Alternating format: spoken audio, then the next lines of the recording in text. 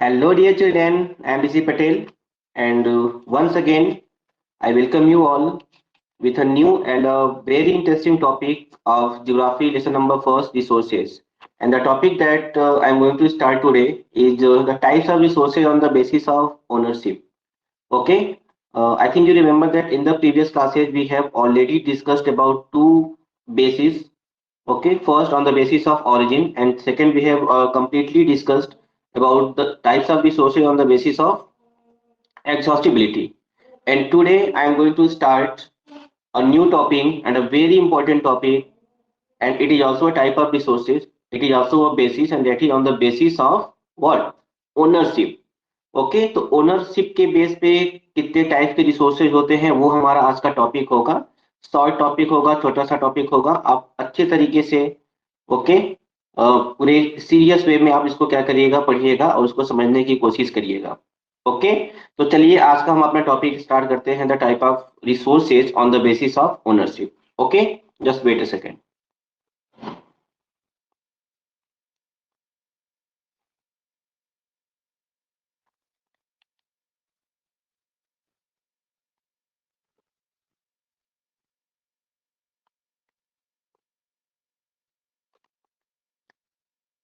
Okay, तो this is the topic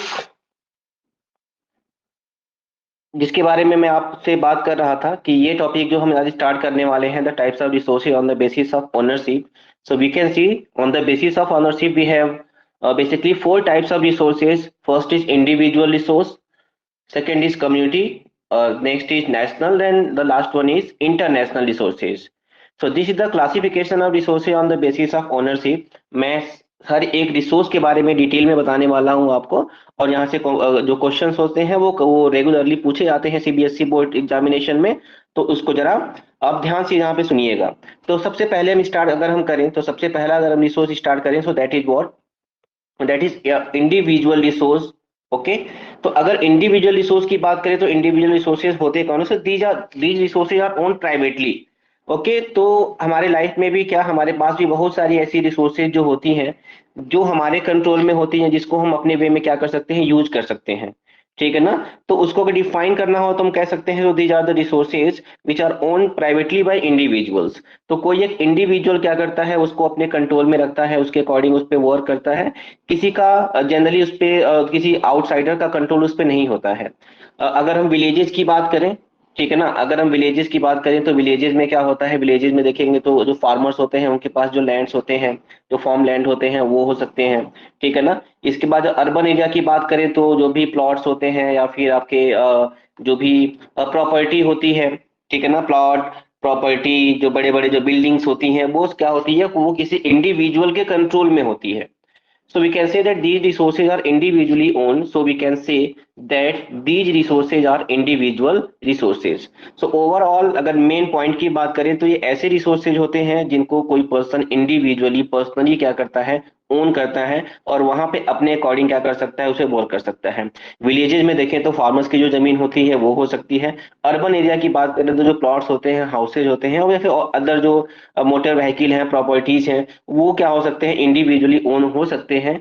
and these are all classified as individual resources. Okay, चलो अब हम देखेंगे यहाँ पे सेकेंड जो हमारा टाइप होगा, and that is community resources. Okay, तो सेकेंड जो हमारा क्या है, टाइप ऑफ रिसोर्सेज है, वो क्या है, कम्युनिटी रिसोर्सेज। और ये जो रिसोर्सेज हैं वो ऐसे रिसोर्सेज होते हैं जो सारे सोसाइटी के लिए एक्सेसिबल होते हैं।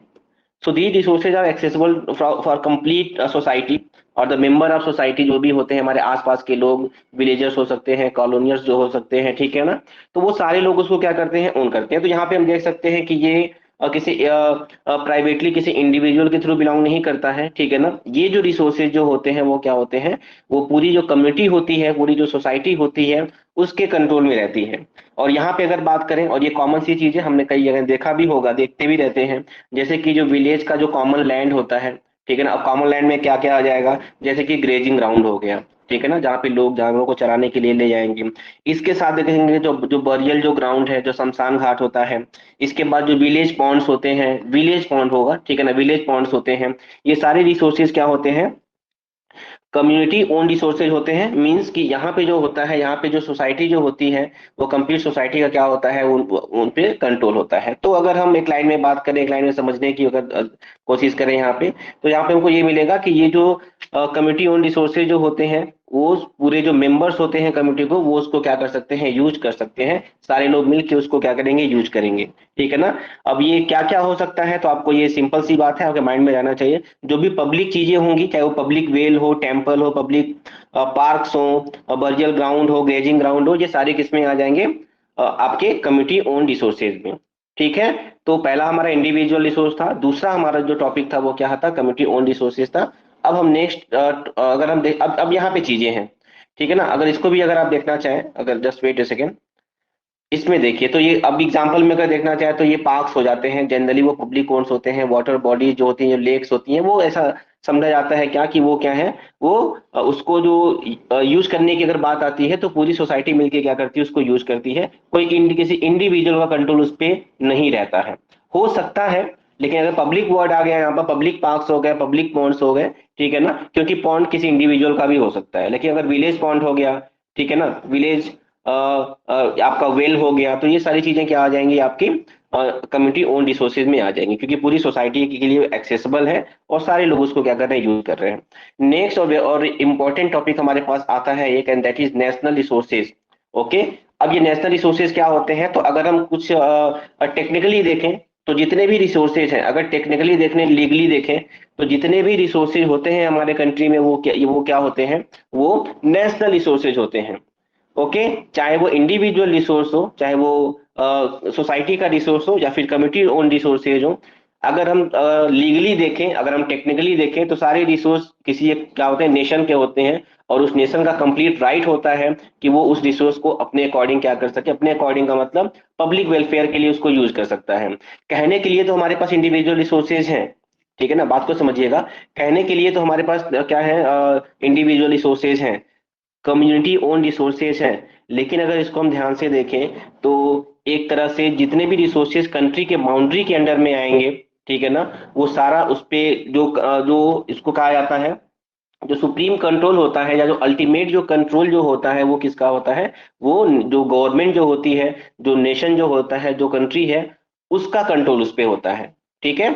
तो अगर हम यहाँ पे देखें, क्लाइंट में national resources are those that are own by country, तो कंट्री के बाउंड्री में जो भी रिसोर्सेज आएंगी, वो क्या होंगी, वो नेशनल रिसोर्सेज होती हैं। ठीक है ना। अब जरा हम ध्यान से देखें कि अब ये बाउंड्री कहाँ कहाँ आ जाएगा। तो पहले हम इसको देख लेते हैं कि जो भी वाटर बॉडीज हैं, मिनरल्स हैं, फॉरेस्ट हैं, वाइल्ड लाइफ, ठीक है ना। तो जो भी कंट्री की पॉलिटिकल बाउंड्री के अंडर में आता है, जो भी कंट्री की पॉलिटिकल बाउंड्री के अंदर में आएगा, वो क्या हो जाएंगे, नेशनल रिसोर्सेज हो जाएंगी। ठीक है ना।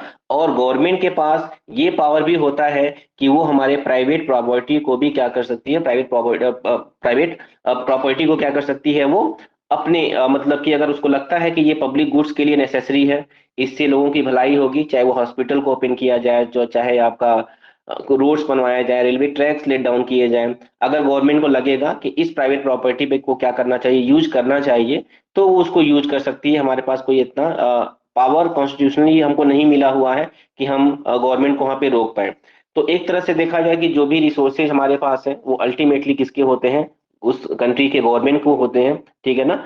इट मीन्स कि जो भी पॉलिटिकल बाउंड्री है किसी नेशन का, उसके अंडर में आने वाले सारे रिसोर्सेज क्या होंगे, नेशनल रिसोर्सेज होते हैं। और कंट्री के पास, गवर्नमेंट के पास कंप्लीट अथॉरिटी होती है कि वो हमारे प्राइवेट जो रिसोर्सेज जो है, प्राइवेट प्रॉपर्टी है, वो उसको पब्लिक गुड के लिए, मतलब कि पब्लिक वेलफेयर के लिए, अब पर्सनल काम के लिए गवर्नमेंट नहीं ले सकती है ये, लेकिन अगर उसको लगता है कि रोड्स, रेलवेज, हॉस्पिटल्स बनाना जरूरी है इस जमीन पे, तो वो आपसे एक्वायर कर सकती है। और आपको पता भी होगा कि चाहे आप अपने डिस्ट्रिक्ट की ही बात करें, तो जो मुख्यालय वाला एरिया है, वहां पे क्या है, वहां पे बहुत सारे क्या है, आप कह सकते हैं कि पहले एग्रीकल्चरल लैंड ही था, किसी ना किसी प्राइवेट लोगों का ही था, प्राइवेट प्रॉपर्टी ही थी, लेकिन गवर्नमेंट उसको एक्वायर किया।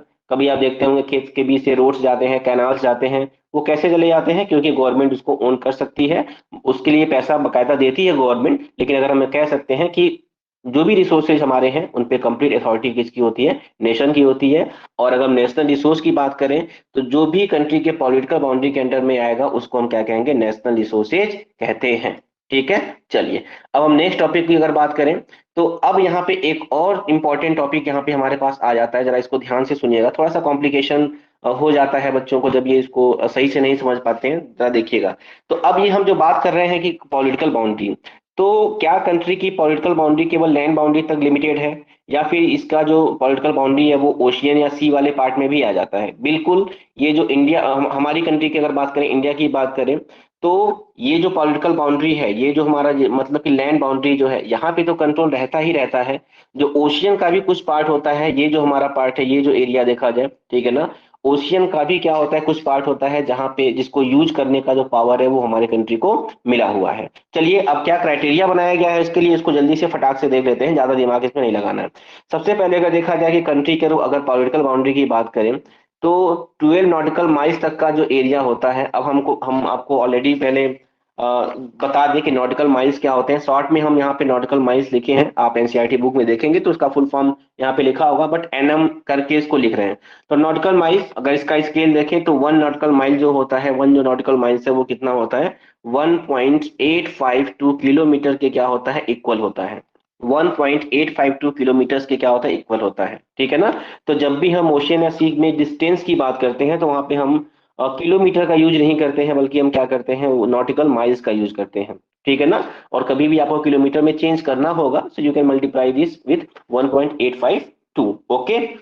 चलो, तो यहाँ पे कहने का मतलब ये है कि इधर अगर देखें, सबसे पहला जो क्या है, अगर बाउंड्री है, ये वाला बाउंड्री जो है, ठीक है ना, इसी को आप समझ गए तो फिर आपको ओनरशिप वाले में दिक्कत नहीं होगा। तो ये जो पहला अगर देखेंगे, तो ये जो 12 नॉटिकल माइल्स तक का जो एरिया होता है, अगर हम इसको किलोमीटर में चेंज करते हैं, तो 22.2 किलोमीटर के आसपास का डिस्टेंस आता है।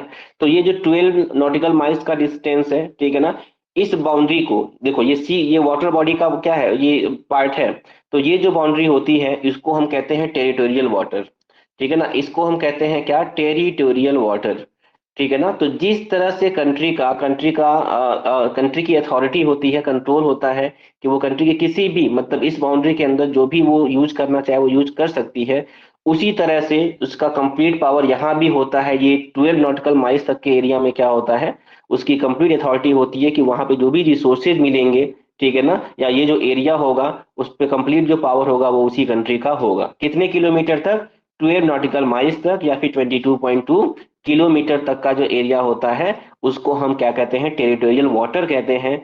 और इसको यूज करने का फ्रीडम उतना ही है जितना लैंड बाउंड्री के अंडर में गवर्नमेंट को होता है। तो याद रहे, 12 नॉटिकल माइल्स तक का एरिया, कोस्ट से लेके 12 नॉटिकल माइल्स तक का एरिया होता है, वो कंप्लीटली नेशन के अंडर में आता है, ठीक है ना, कंट्री के अंडर में आता है, वो उसको अपने अकॉर्डिंग यूज कर सकती है, ठीक है। चलिए, एक चीज और देख लेते हैं हम। अब तो ये तो बाउंड्री हमने एक देख लिया, चलो ये हमारे 12 नॉटिकल माइल्स का देख लिया। एक और यहाँ पे बाउंड्री होता है, और इसको हम जरा इरेज अगर करें यहाँ पे, इसको जरा हम इरेज कर दे रहे हैं वैसे, तो 12 नॉटिकल माइल्स और आगे मीन्स अगर टोटल अगर बात करें तो 24 नॉटिकल माइल्स तक का जो एरिया है, यहाँ से लेके 24 नॉटिकल माइल्स तक का एरिया है, वहां तक भी एक बाउंड्री बनाई गई है। उसको हम कॉन्टिग्यूअस जोन कहते हैं, ठीक है ना, उसको क्या कहते हैं, कॉन्टिग्यूअस जोन कहते हैं। और यहाँ पे क्या होता है, यहाँ पे भी इसी कंट्री का राइट होता है, ओके। लेकिन यहाँ पे अगर देखा जाए, तो यहाँ पे अगर कोई मतलब कि क्या है, अदर कंट्री के जो शिप्स हैं या जो भी चीजें हैं, अगर इस पार्ट को यूज करते हैं, यहाँ पे वो आते हैं, ठीक है ना, तो उनको टैक्स देना पड़ता है। मींस इस कंट्री का पावर होता है कि वो इस एरिया तक, 24 नॉटिकल माइल्स तक के एरिया पे वो क्या करती है, टैक्सेशन लगा सकती है, ठीक है ना। एक चीज और ध्यान में रखिएगा कि ये जो मैंने 12 नॉटिकल माइल्स तक का एरिया बताया है, और अगर कोई बाहरी शिप अगर इस एरिया में एंट्री कर जाता है बिना परमिशन के, तो ये कंट्री उसको डिस्ट्रॉय कर सकता है, उसको खत्म कर सकता है। 24 नॉटिकल माइल्स तक के एरिया में अगर कोई शिप आता है बिना परमिशन के, ठीक है ना, तो वार्निंग दी जाती है एक बार, अगर फिर भी वो नहीं मानता है, तो फिर क्या होता है, उसके पास राइट होता है कंट्री का कि वो उसको भी डिस्ट्रॉय कर सकता है। अगर हम इसकी बात करें कि अगर कोई शिप यहाँ के रिसोर्स को क्या यहाँ पे एंट्री करता है, ठीक है ना, हालांकि एनसीईआरटी का पार्ट नहीं है, लेकिन मैं आपको समझा रहा हूँ बस, ठीक है, कि अगर इस शिप को क्या करता है, शिप यहाँ पे आता है किसी ट्रांसपोर्टेशन के लिए या किसी भी चीज के लिए, तो उसको इंडिया को क्या करना पड़ेगा, टैक्स देना पड़ेगा। तो टैक्स लेने तक का जो राइट है वो हमारे कंट्री का कहाँ तक होगा, 24 नॉटिकल माइल्स तक। तो 12 नॉटिकल माइल्स तक एक तरह से वो क्या है, कंप्लीट अथॉरिटी है। उसके बाद वाला जो एरिया होगा, ठीक है ना, तो वहां पे जो भी चीजें होंगी, वहां पे जो कंट्री जो है, जो इंडिया है, ठीक है ना, अगर उस वहां पे कोई शिप अगर आती है, कोई फॉरेन शिप अगर आता है, ठीक है, तो उसको क्या करेगा, वो टैक्स देना पड़ेगा इंडिया को, ठीक है ना। तो ये बस माइंड में इसको रखिएगा कॉन्टिग्यूअस बाउंड्री में। ये आपके लिए दो चीज बस इंपॉर्टेंट है, एक जो मैंने आपको बताया क्या, 12 नॉटिकल माइल्स तक का एरिया, ठीक है, और दूसरा मैंने कॉन्टिग्यूअस जोन बताया, बट वो काफी ज्यादा इंपॉर्टेंट नहीं है। हाँ, ये इंपॉर्टेंट है, जो नेक्स्ट जो बाउंड्री यहाँ पे आएगी, ये वाटर पार्ट आएगा, ये वाला पार्ट, ओके। तो ये जो एरिया होता है, ये जो एरिया है वो है क्या, उसका जो डिस्टेंस है 200 नॉटिकल माइल्स। क्या है, 200 नॉटिकल माइल्स। और 200 नॉटिकल माइल्स तक का जो एरिया होता है, इस एरिया को कहते हैं क्या, एक्सक्लूसिव इकोनॉमिक जोन। क्या कहते हैं, एक्सक्लूसिव इकोनॉमिक जोन कहते हैं इस वाले पार्ट को। तो क्वेश्चन आ जाता है कि किसी भी कंट्री का एक्सक्लूसिव इकोनॉमिक जोन कितने डिस्टेंस तक होता है, तो 200 नॉटिकल माइल्स तक का जो डिस्टेंस होता है वो किसको आता है, किसमें आता है, एक्सक्लूसिव इकोनॉमिक जोन में आता है। अब ये ऐसा जोन होता है जो केवल इकोनॉमिक पर्पज से ही यूज होता है। इट मीन्स कि यहाँ तक के एरिया में, मतलब 200 नॉटिकल माइल तक के एरिया में इंडिया क्या कर सकता है, यहाँ तक इकोनॉमिक पर्पज से, मतलब कि वहां पे अगर कोई पेट्रोलियम मिल रहा है उसको, कोई पेट्रोलियम के साथ साथ वहां पे कोई नेचुरल गैस का कोई एकोमोडेशन वहां पे मिल रहा है, तो जो भी मिनरल्स, इवन फिशिंग तक का जो पावर जो होता है, तो एक तरह से जो भी इंपॉर्टेंट इकोनॉमिक एक्टिविटी होती है ओशियन या सी में, वहां पे क्या होगा, इंडिया का राइट होगा कि वो वहां पे फिशिंग भी कर सकता है, पेट्रोलियम भी एक्वायर कर सकता है, और अदर मिनरल्स जो भी मिलते हैं वो उसको यूज कर सकता है। किस एरिया तक, 200 नॉटिकल माइल्स तक। तो एक तरह से देखा जाए तो दो चीज आपको यहाँ पे कंफर्म करना है कि 12 नॉटिकल माइल्स तक के एरिया पे क्या होता है, कंट्री का क्या होता है, कंप्लीट अथॉरिटी होती है। और अगर 200 नॉटिकल माइल्स तक के एरिया को अगर देखा जाए, तो वहां पे जो कंट्री है, ठीक है ना, वो केवल इकोनॉमिक पर्पज से ही क्या कर सकती है, इकोनॉमिक पर्पज से ही उस पार्ट का यूज कर सकती है, चाहे वो फिशिंग हो, चाहे वो मिनरल्स हो, चाहे वो कुछ भी चीज वहां पे यूज करना है इसके लिए। अगर कोई शिप यहाँ पे एंट्री करता है तो बिल्कुल ये हमारी जो कंट्री है उस पर अटैक नहीं कर सकती है।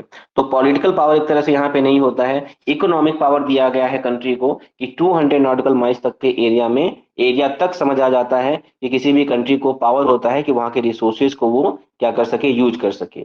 उसके बाद अगर देखेंगे तो 200 नॉटिकल माइल्स के बाद वाला जो क्या होता है, जो पार्ट आता है, ठीक है ना, मतलब कि इसके बाद वाला जो पार्ट आएगा वो क्या हो जाएगा आपका, उसको हम ओपन सी कहते हैं, ओपन सी कहेंगे। और इस पार्ट को, मतलब कि अगर 200 नॉटिकल माइल्स के बियॉन्ड जो एरिया होता है, जो ओपन सी वाला जो एरिया होता है, उस वहां पे जो रिसोर्सेज पाए जाएंगे उसको हम इंटरनेशनल रिसोर्सेज कहते हैं।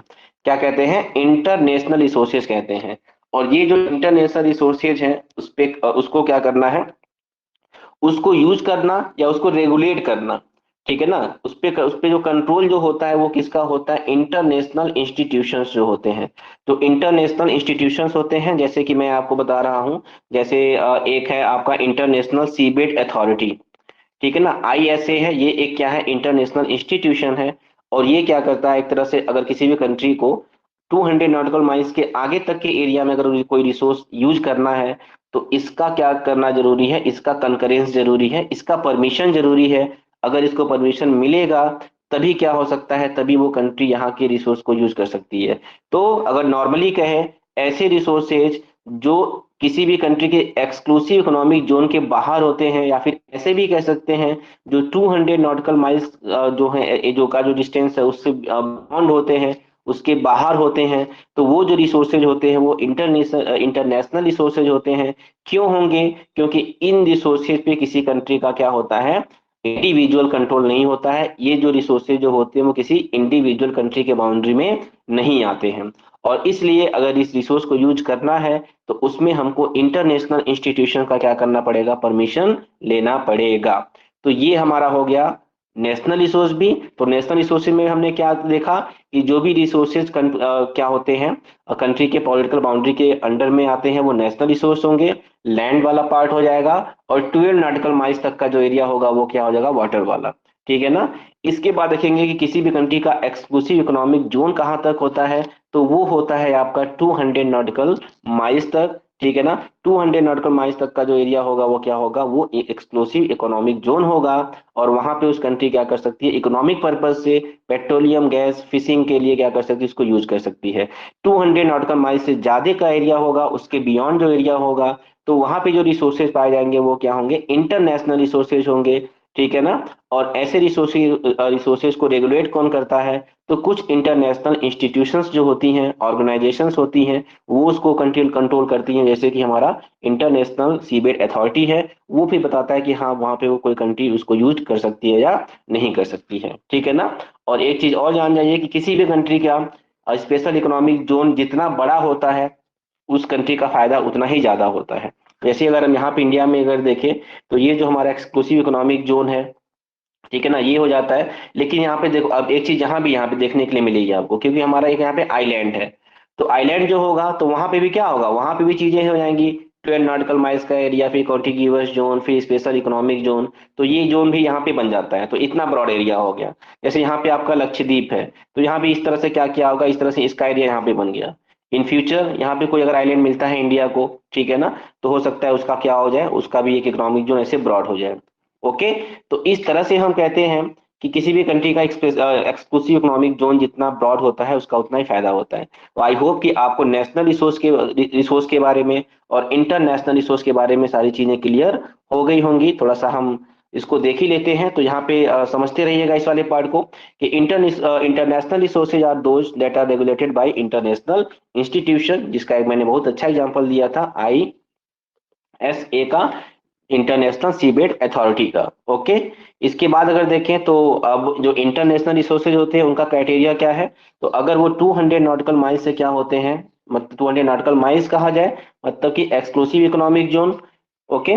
तो 200 नॉटिकल माइल्स से अगर वो क्या होंगे, वो बाहर होंगे, तो वो किसी नेशंस के अंडर में नहीं आते हैं। उस पर कंट्रोल करने की जो अथॉरिटी होती है वो क्या होगी, वो इंटरनेशनल इंस्टीट्यूशंस की होती हैं। और ये जो इंटरनेशनल रिसोर्सेज जो होते हैं, उनको क्या करना है, so they are international resources and are regulated by international institutions. और इसको क्या करती है, इंटरनेशनल इंस्टीट्यूशंस उसको क्या करती है, रेगुलेट करती हैं। आई होप कि ये टॉपिक आपको अच्छे से समझ में आ गया होगा। On the basis of ownership we have 4 types of resources: individual, privately owned, community owned resources that are accessible to all the society, national resources, okay, belong to the nation, और जो भी कंट्री के political boundary के under में आएगा, ठीक है ना, लैंड बाउंड्री, और उसके साथ साथ 12 नॉटिकल माइल्स तक का एरिया वो नेशनल रिसोर्स में आएगा। 200 नॉटिकल माइल्स के बाहर का एरिया या एक्सक्लूसिव इकोनॉमिक जोन के बाहर का एरिया जो होगा, ठीक है ना, वो किस में आएगा, इंटरनेशनल रिसोर्स में, जिसको कौन रेगुलेट करता है, जो international institutions. Okay. So I hope कि आपको ये टॉपिक, छोटा सा टॉपिक, अच्छा लगा होगा, समझ में आया होगा। और अगर आपको ऐसा लगता है कि इस तरह से आपको कंप्लीट वीडियो चाहिए सारे टॉपिक्स का, चाहे वो ज्योग्राफी हो, हिस्ट्री हो, सिविक्स हो, जो भी क्या हो टॉपिक्स हो, तो कंप्लीट जो प्रिपरेशन हम करवा रहे हैं बहुत ही मामूली फीस में। कभी आपको अगर मन करेगा क्या करने का, कि अगर आपको क्या करना है, हमसे ज्वाइन होता है, तो आप हमसे क्या कर सकते हैं, कांटेक्ट कर सकते हैं। सेशन स्टार्ट हो चुका है 10th का। ओके। और हमारा पहला चैप्टर टाइप्स ऑफ रिसोर्सेज तक क्या है, ये मैंने पढ़ा दिया हुआ है। इसके बाद जो भी टॉपिक होगा वो हमारा जो क्लास है उसी में चलेगा। मैं इस तरह से आपको पब्लिकली इसको मैं शेयर नहीं करूंगा। अगर आपको ज्वाइन करना है, so you can join. Thank you so much for your cooperation. Bye bye.